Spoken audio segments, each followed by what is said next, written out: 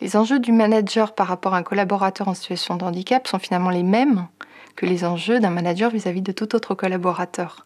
Donc on a un enjeu d'accompagnement, un enjeu effectivement de pouvoir l'aider à progresser, l'aider à également maintenir ou développer son autonomie, l'accompagner avec l'attention particulière qu'on lui doit. C'est tout bête, hein. Quand on va aux toilettes, il y a 50 mètres. En temps normal, on ne se pose même pas la question. Quand on met 20 minutes pour faire l'aller-retour, on finit par se la poser. Donc, pour permettre à la personne d'être le plus performant possible, c'est tout simplement de voir avec lui s'il y a quelques préalables, en disant est-ce qu'il y a des choses qui pour lui, a des conséquences dont on ne verrait pas forcément les tenants, les aboutissants. Pour ma part, par exemple, étant malentendante, mon appareillage en fait amplifie les sons pour me permettre de bien entendre les voix. Je suis infiniment malheureuse dans un open space très grand. Clairement, avec ma problématique, on va dire, si on me met dans un environnement bruyant dans lequel je parviens pas à me concentrer, je ne sais pas comment on va mesurer mon niveau de performance, mais bien sûr, il va être amoindri. On a un certain nombre de dispositifs, notamment chez Generali, qui sont à la disposition des travailleurs handicapés et des managers pour pouvoir en fait les accompagner sur pourquoi pas un aménagement des horaires si, par exemple, la moindre productivité de ce collaborateur est liée à sa fatigabilité. Donc on va essayer d'aménager les horaires ou le rythme de travail. Voilà. Ayant des traitements lourds, il peut y avoir des moments d'écoute bas, à des moments donnés. J'ai une manager qui est très à l'écoute et donc elle sait me laisser un peu me reposer pour rebondir après. Comme aussi, il y a des traitements qui vous rendent assez speed.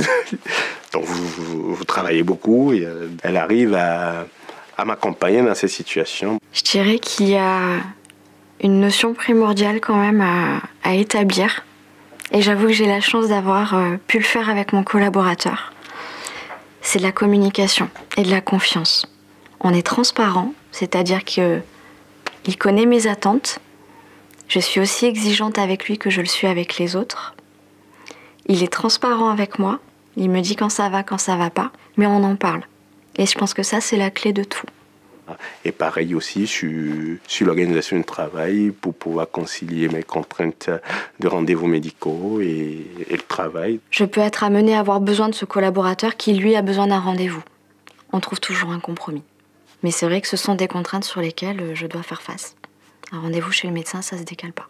Donc, l'accompagnement et l'engagement qu'il doit y avoir de la RH à ne pas laisser seul le manager face à une situation qui deviendrait compliquée est vraiment primordial. Il faut savoir effectivement faire des points réguliers, se mettre d'accord sur ce qu'il faudra éventuellement apporter en termes d'amélioration ou de soutien ou de développement de compétences ou même d'actions complémentaires. Parce que toute situation qui peut être identifiée en amont permettra peut-être d'avoir identifié un problème qui pourrait survenir par la suite. C'est optimisation, performance, rendement, productivité. On n'est pas étranger, c'est des mots qui tournent beaucoup.